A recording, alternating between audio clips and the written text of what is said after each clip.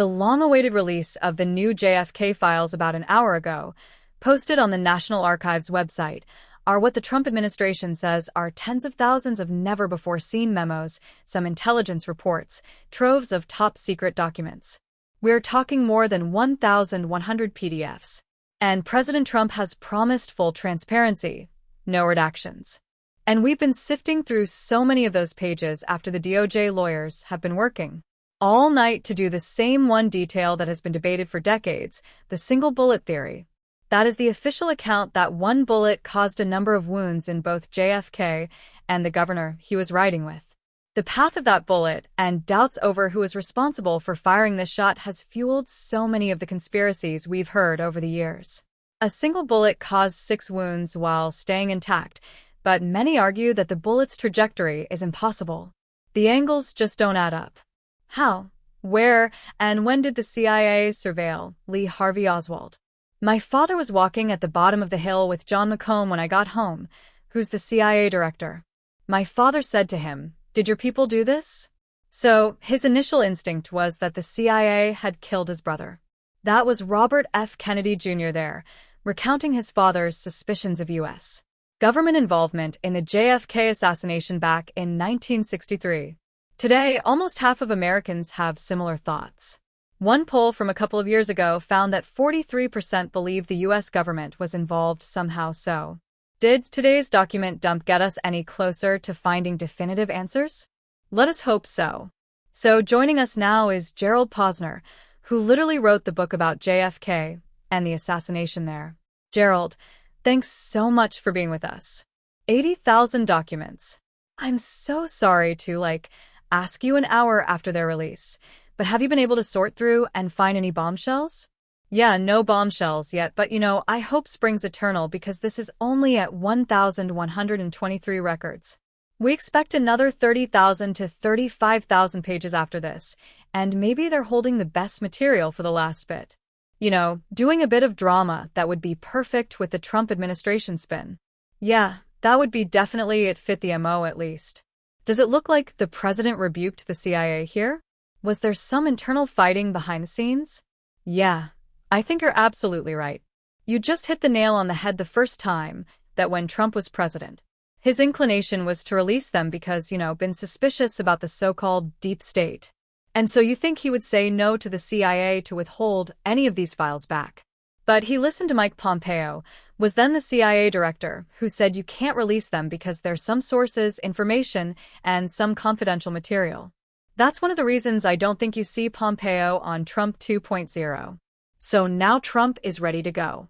He wants the files out, and we're finally getting it. They should have been done. Biden could release him as well. So, I'm glad that they are out. And now that they're out, do you have any predictions as to what we might see here? So, my predictions less a lot of people. If you ask them on the street, what do you think you're going to find in the JFK files? They think they're going to find the second shooter of the assassination.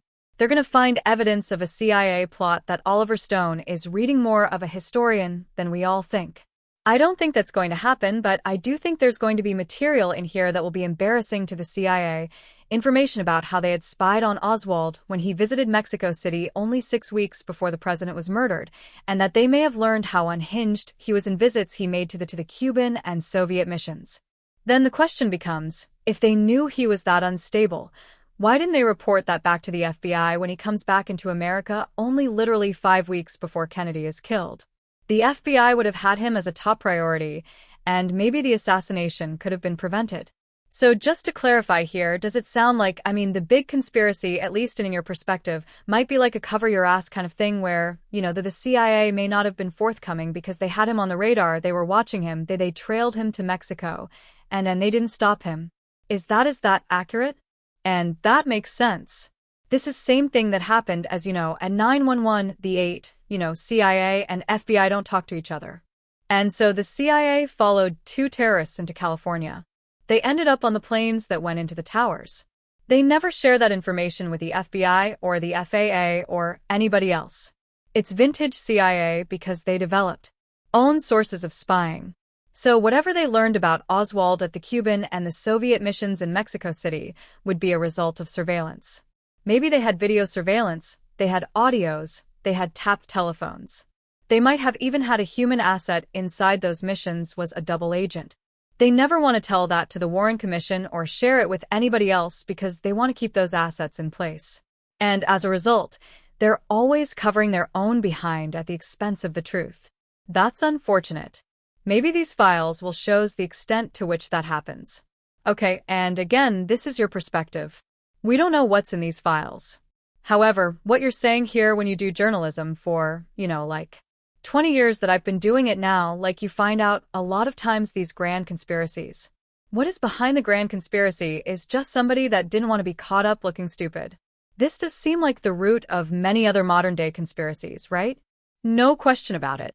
As a matter of fact, in the Kennedy assassination, even the FBI was guilty of it because Oswald himself had dropped off a note at the FBI Dallas headquarters telling an agent who was on the Oswald file, "Hey, lay off of me. Don't stop bothering my wife, Marina. I'm going to report you to the superiors." And we don't never seen that letter because the FBI agent destroyed it after the assassination and then later just testified to what the contents were. So this is typical of what happens. Something terrible takes place, like Oslo's arrested for killing the president and the FBI and the CIA. Instead of immediately turning over everything they have, they start to look through the files and think, okay, what's going to be embarrassing? What should we hold back? And remember, also, the CIA was not telling the Warren Commission that they were in a partnership with the mafia to try to kill a head of state, Fidel Castro. So that was all a secret that they kept as well. This type of cover-up has led to an erosion in public trust. No wonder. I think that Oswald alone killed Kennedy, but no wonder so many people disagree with. Yeah, that would be a very, very human explanation that I think a lot of people can just, relate to on a normal life, right? And yet I have it in my head, the single bullet theory for me, and again, I'm not a physicist, but the trajectories, and there's a lot that you have to process for that bullet to actually kill Kennedy. Embed itself in the governor after doing so much damage. And then there's the possibility that there was another bullet that was found there. You were saying that Lee Harvey Oswald acted alone in your mind. How do you reconcile that? And is there any chance that we're going to see anything that sheds light on this in one way or another in all of these tens of thousands of documents? I don't think we're going to see anything on the single bullet. And by the way, I'll tell you that the breakthrough on the single bullet actually came in the 90s. By not me, I reported on it only by a firm called Failure Analysis that does courtroom reconstructions. They tested the bullet for both sides of the Kennedy case, that it was impossible to do it, and that it was possible to do it. And they had new technology to apply ballistics that the Warren Commission, the FBI, didn't even know existed. Didn't exist in the 1960s. When they test the bullet today, they can explain exactly why it goes through Kennedy and then wounds. The Texas governor ends up in very good condition afterwards because it slows as it goes through the two people. And it's not just a theory. They've recreated through two carcasses the same size as the president and the governor. They fire the bullet at the same distance from Oswald's type of gun, and they reproduce that bullet all day long. Now that bullet, if it happened as I believe it did, the so-called single bullet magic bullet, as Oliver Stone calls it, doesn't mean it doesn't tell you who killed Kennedy, doesn't tell you who is firing it from behind. Even if you conclude it's Oswald as I do, you still don't know if it's a conspiracy.